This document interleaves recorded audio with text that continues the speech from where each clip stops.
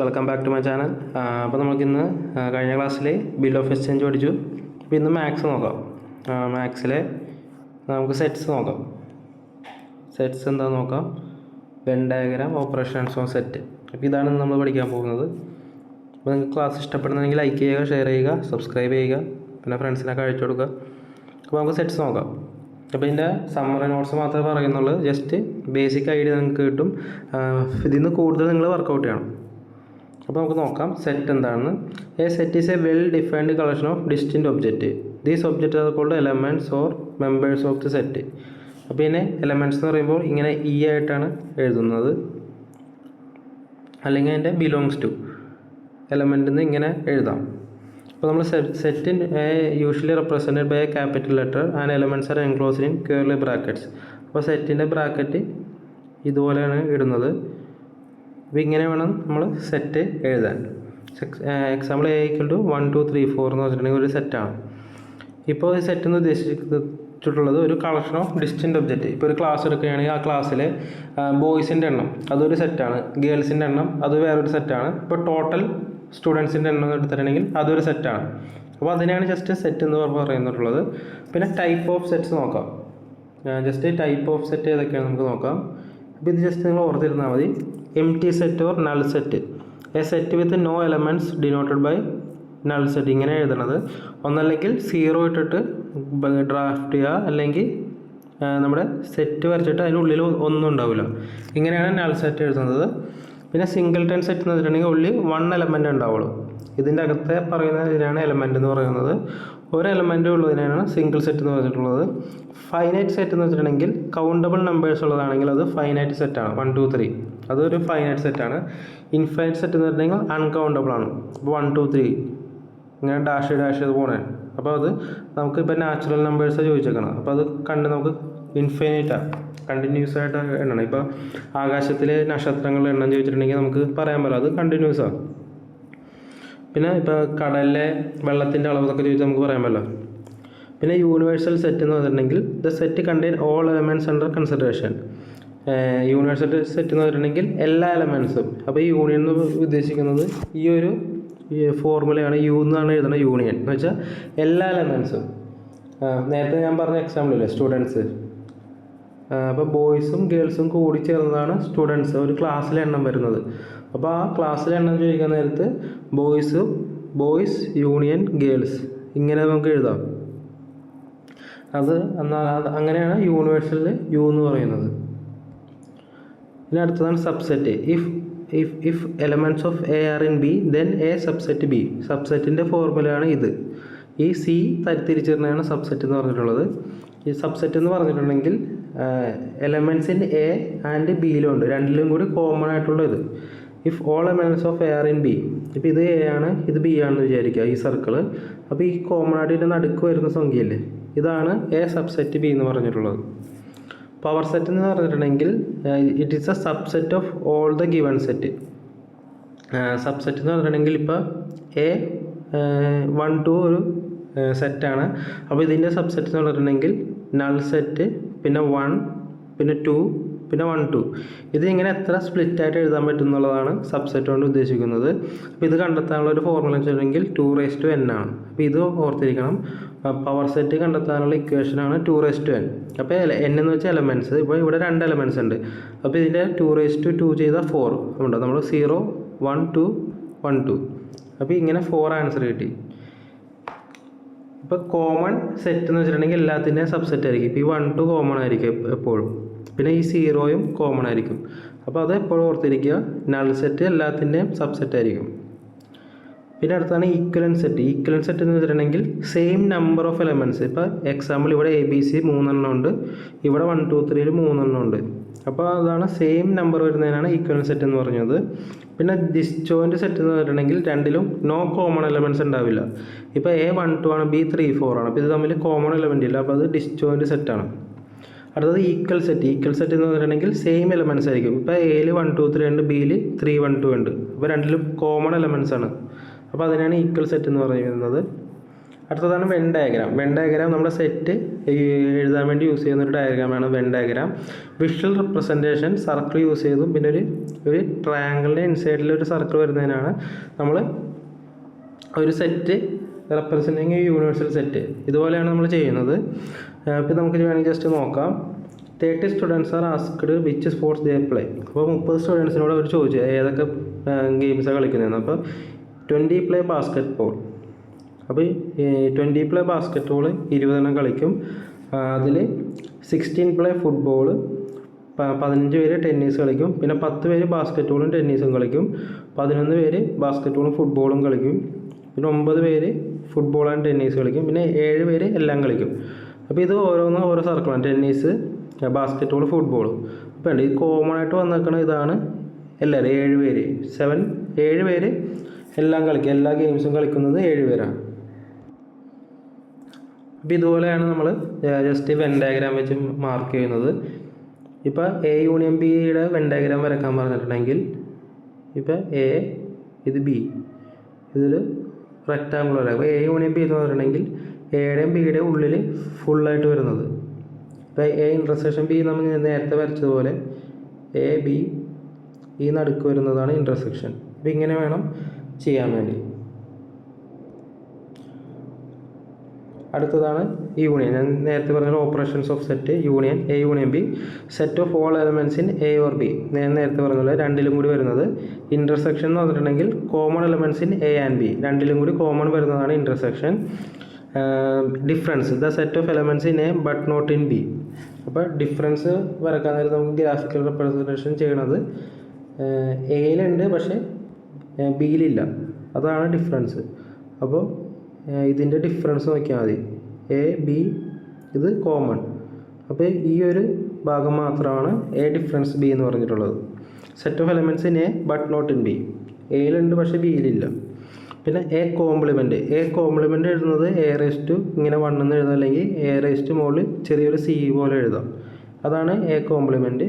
The set of all elements in the universal set U but not in A എന്ന് വെച്ചാൽ universal സെറ്റിൽ എല്ലാത്തിലും ഉണ്ട് പക്ഷേ എയിൽ കോമൺ ആയിട്ടില്ല. അതാണ് എ കോംപ്ലിമെൻ്റ് എന്ന് പറഞ്ഞിട്ടുണ്ടെങ്കിൽ.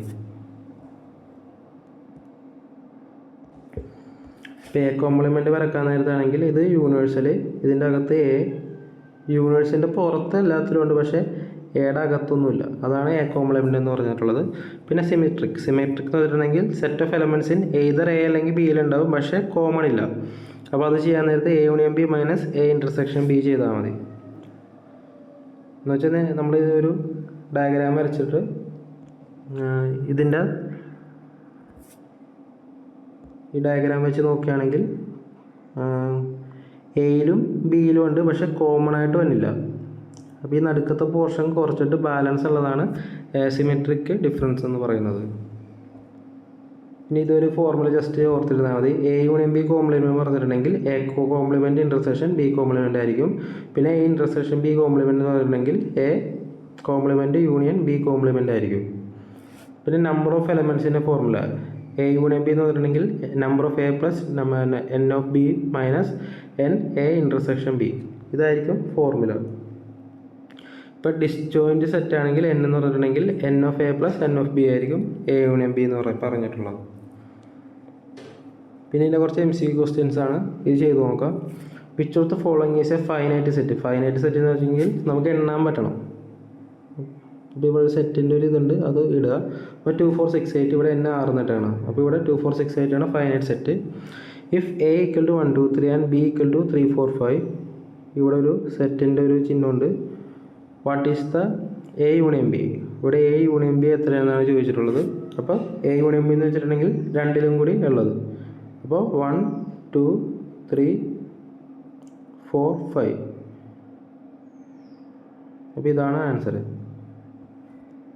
അല്ല, what is the intersection of A 1 2 3 and B 3 4 5. അപ്പോൾ ഇൻ്റർസെക്ഷൻ എന്ന് പറഞ്ഞിട്ടുണ്ടെങ്കിൽ അതിനകത്ത് രണ്ടിലും കൂടി കോമൺ ആയിട്ട് വന്നിട്ടുള്ളത് എ ഇൻ്റർസെക്ഷൻ ബി, അതാണ് ചോദിച്ചിട്ടുള്ളത്. അപ്പോൾ ഇവിടെ രണ്ടിലും കൂടി കോമൺ, ഇവിടെ 3 ആണ് കോമൺ ആയിട്ട് വന്നിട്ടുള്ളത്. If you equal 1 2 3 4 5 and A is 1 2 3, what is A complement. A compliment എന്ന് പറഞ്ഞിട്ടുണ്ടെങ്കിൽ യുവിലുണ്ട് പക്ഷേ അല്ല എയിലില്ലാത്ത എലമെൻറ്റ് യുവിലുണ്ട്. അതാണ് ഇവിടെ 1 2 3 എടുക്കേണ്ടത്. അപ്പോൾ 4 5. അപ്പോൾ 4 5 ആണ് എ കോംപ്ലിമെൻറ്റ്. എയിലില്ല, പക്ഷേ ബാക്കി യൂണിവേഴ്സിൽ ഫുള്ള് ഉണ്ട്. അതാണ് നമ്മൾ എടുക്കേണ്ടത്. അടുത്തത് which of the following represent A symmetric difference of A and B. ഇത് നമ്മൾ നേരത്തെ കണ്ട ഇക്വേഷനാണ്. സിമെട്രിക് എന്ന് വെച്ചിട്ടുണ്ടെങ്കിൽ എയിലോ ഏതർ എ അല്ലെങ്കിൽ ബി കോമൺ ആയിട്ട് ഉണ്ടാവില്ല. അപ്പോൾ എ യൂണിയൻ ബി എന്ന് എ ഇൻ്റർസെക്ഷൻ ബി മൈനസ് ചെയ്താൽ മതി. Which of the following is an example of infinite set. Infinite set എന്ന് പറഞ്ഞിട്ടുണ്ടെങ്കിൽ നമുക്ക് എണ്ണാൻ പറ്റില്ല, അപ്പോൾ n ആണ്. If A 1 2 3 and B 3 4 5 what is A symmetric B. A symmetric B എന്ന് വെച്ചിട്ടുണ്ടെങ്കിൽ ഒന്നല്ലെങ്കിൽ എയിലുണ്ട് അല്ലെങ്കിൽ ബിയിലുണ്ട്, കോമൺ ആയിട്ട് ഉണ്ടാകാൻ പാടില്ല. അപ്പോൾ ഇവിടെ 1 2 ഇവിടെ 3 കോമൺ, അപ്പോൾ 3 എടുക്കണ്ട. അപ്പോൾ 1 2 4 5 അതാണ് ആൻസർ. പിന്നെ which of the following is A proper subset of A 1 2 3. അപ്പോൾ പ്രോപ്പർ സബ്സെറ്റ് എന്ന് വെച്ചിട്ടുണ്ടെങ്കിൽ ഇതല്ലാതെ ഈ പറയുന്ന എലമെൻ്റ് അല്ലാതെ വരുന്ന സബ്സെറ്റ്. അപ്പോൾ അതാണ് ഇവിടെ 1 2 ആണ് ഒരു പ്രോപ്പർ സബ്സെറ്റ് എന്ന് പറയാൻ പറ്റുന്നത്. ജസ്റ്റ് പ്രോപ്പർ എന്ന് ഉദ്ദേശിക്കുന്നത് വെച്ചിട്ടുണ്ടെങ്കിൽ the subset not equal to the original set. Original സെറ്റിൻ്റെ അല്ലാത്തതായിട്ടുള്ള സബ്സെറ്റ്. നമുക്കറിയാം ഒറിജിനൽ സെറ്റ് എല്ലാത്തിൻ്റെയും സബ്സെറ്റ് ആയിരിക്കും. അപ്പോൾ ഈ 1 2 3 അല്ലാതെ വരുന്ന ഒരു പ്രോപ്പർ സെറ്റ്. അപ്പോൾ ഇത് 1 2 ആണ്. If A 1 2 3 and B 2 3 4 what is A difference B. A difference B എന്ന് പറഞ്ഞിട്ടുണ്ടെങ്കിൽ എയിലുണ്ട് ബിയിലില്ലാത്തത്. അപ്പോൾ ഇവിടെ കോമൺ ആയിട്ട് വന്നിട്ടുള്ളത് 2 എയിലുണ്ട്, അത് ബിയിലുണ്ട്, 3 എയിലുണ്ട് ബിയിലുണ്ട്. അപ്പോൾ കോമൺ ഇല്ലാത്തത് 1 മാത്രമാണ്. അപ്പോൾ ആൻസർ 1. പിന്നെ what is the power set of A 1 2. അപ്പോൾ ഈ 1 2ൻ്റെ പവർ സെറ്റ് നമുക്കറിയാം. പവർ സെറ്റ് എന്ന് പറഞ്ഞിട്ടുണ്ടെങ്കിൽ എത്ര സബ്സെറ്റ് ഉണ്ടെന്നുള്ളത്. അപ്പോൾ ഇവിടെ 2 എലമെൻ്റാണുള്ളത്. അപ്പോൾ 2 അപ്പോൾ 4 എണ്ണം വേണം. അപ്പോൾ അങ്ങനെ വേണമെങ്കിൽ കണ്ടെത്താം. അപ്പോൾ ഇത് 1 2 3 4 നമുക്കറിയാം. ഒരു സെറ്റും പിന്നെ 0യും നൾ സെറ്റും എല്ലാത്തിൻ്റെയും പവർ സെറ്റ് ആയിരിക്കും. പിന്നെ വരുന്നത് അതിൻ്റെ എലമെൻറ്റ്സ് മാത്രം 1 2 എന്നുള്ളത്. പിന്നെ which of the following is an example of A finite set. Finite set എന്ന് വെച്ചാൽ നമുക്ക് എണ്ണാൻ പറ്റും. ഇപ്പോൾ സ്റ്റാർസ് ഇൻ ദ യൂണിവേഴ്സ് നമുക്ക് എണ്ണാൻ പറ്റില്ല. ഓൾ ഇൻറ്റീജേഴ്സ് അത് നമുക്ക് എണ്ണാൻ പറ്റില്ല. The set of prime numbers less than 20 ഇത് നമുക്ക് എണ്ണാൻ പറ്റും. പിന്നെ ഓൾ റാഷണൽ നമ്പേഴ്സ് ഇത് നമുക്ക് എണ്ണാൻ പറ്റില്ല. അപ്പോൾ ഇതാണ് finite set. If A 1 3 5 7 and B 2 4 6 what is A union B. A union B എന്ന് വെച്ചാൽ ഇത് രണ്ടിലും കോമൺ ആയിട്ടുള്ളത് 1 ഇവിടെ 2 പിന്നെ 3 4 5 6 7 8. അപ്പോൾ കോമൺ ആയിട്ട് തന്നെ എല്ലാം എ യൂണിയൻ ബി എന്ന് എഴുതിയാൽ മതി. The number of subset of a set with n elements is given by. അപ്പോൾ സബ്സെറ്റിൻ്റെ n എലമെൻറ്റ്സിൻ്റെ ഇക്വേഷനാണ് 2n. ഇത് നമ്മൾ ഓൾറെഡി പഠിച്ചതാണ്. If A subset B then which of the following is true. അപ്പോൾ ഇവിടെ ചോദിച്ചിട്ടുള്ളത് ഏതാണ് ട്രൂ എന്ന് ചോദിച്ചിരിക്കുന്നത്. സബ്സെറ്റ് ആണെങ്കിൽ A intersection B equal to A ആയിരിക്കും. അപ്പോൾ ഇതിൻ്റെ വേണമെങ്കിൽ നമുക്കൊരു എക്സാമ്പിൾ നോക്കാം. ഇപ്പോൾ എ എന്ന് പറഞ്ഞിട്ടുണ്ടെങ്കിൽ 1 2 3 ആണെന്ന് വെക്കുക. ബി എന്ന് പറഞ്ഞിട്ടുണ്ടെങ്കിൽ 1 2 3 4 5. അപ്പോൾ ഇത് നമുക്കറിയാം എ ബിയുടെ സബ്സെറ്റാണ്. അപ്പോൾ എ ഇൻ്റർസെക്ഷൻ ബി എന്ന് പറഞ്ഞിട്ടുണ്ടെങ്കിൽ എ ഇൻ്റർസെക്ഷൻ ബി എന്ന് വെച്ചിട്ടുണ്ടെങ്കിൽ കോമൺ ആയിട്ടുള്ളത് ഇവിടെ 1 2 3 കോമൺ ആണ്, ഇവിടെ 1 2 3 കോമൺ ആണ്. അപ്പോൾ അതാണ് A subset B then A intersection B equal to A ആയിരിക്കും. Which is A complement of A universal set U. അപ്പോൾ കോംപ്ലിമെൻറ്റ് എന്ന് പറഞ്ഞിട്ടുണ്ടെങ്കിൽ എം ടി സെറ്റാണ്. If A is an even natural number and B is a multiple of 3 then A intersection B equal to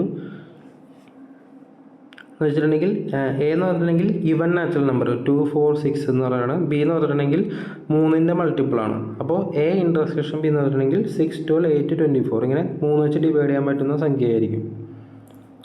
total number of elements in A union B is given in which formula. ഇത് നമ്മൾ നേരത്തെ കണ്ട ഒരു ഫോർമുലയാണ്. If A and B are disjoint set there intersection A intersection B എന്ന് വെച്ചാൽ disjoint set എന്ന് വെച്ചിട്ടുണ്ടെങ്കിൽ കോമൺ എലമെൻ്റ് ഉണ്ടാവില്ല. അപ്പോൾ അതിൻ്റെ ഇൻ്റർസെക്ഷൻ വരുന്നത് എം ടി സെറ്റ് മാത്രമായിരിക്കും. ഇത് നമ്മൾ പവർ സെറ്റ് നമ്മൾ കണ്ടെത്തി. അപ്പോൾ എലമെൻറ്റ്സ് 7 എലമെൻറ്റ്സ് ഉണ്ട്. അപ്പോൾ എൻ്റെ പവർ സെറ്റ് എന്ന് പറഞ്ഞിട്ടുണ്ടെങ്കിൽ 2⁻7 ആണ് 128. ഇത് നമ്മൾ പവർ സെറ്റ് തന്നെ സംഭവം സെയിം ആണ്. Cardinality of power set B of A എന്ന് പറഞ്ഞിട്ടുണ്ടെങ്കിൽ 4 എലമെൻറ്റ്സ് ഉണ്ട്. അപ്പോൾ ഇതിൻ്റെ പവർ സെറ്റ് എത്ര ആയിരിക്കും എന്നുള്ളതാണ്. അപ്പോൾ 2⁴ അപ്പോൾ 16. അപ്പോൾ സെറ്റിൽസിൽ നിന്ന് ഇപ്പോൾ ബേസിക് ഒരു ഐഡിയ കിട്ടിയെന്ന് വിചാരിക്കുന്നു. അപ്പോൾ നിങ്ങൾ മാക്സിമം ക്വസ്റ്റ്യൻസ് കവർ ചെയ്യുക. ഇതൊരു ജസ്റ്റ് ഐഡിയ വെച്ച് ചെയ്യാൻ പറ്റും. പിന്നെ മാക്സിമം ക്വസ്റ്റ്യൻ ചെയ്യുന്തോറും ആ ഒരു ഫെമിലിയാരിറ്റി കിട്ടും. നമ്മൾ MCQ ക്വസ്റ്റ്യൻസ് ആയതുകൊണ്ട് നമ്മൾ കൂടുതൽ ചെയ്യുന്തോറും നമുക്കൊരു ഐഡിയ കിട്ടും, ജനറൽ ഐഡിയ കിട്ടും. അപ്പോൾ അങ്ങനെ വർക്കൗട്ട് ചെയ്യുക.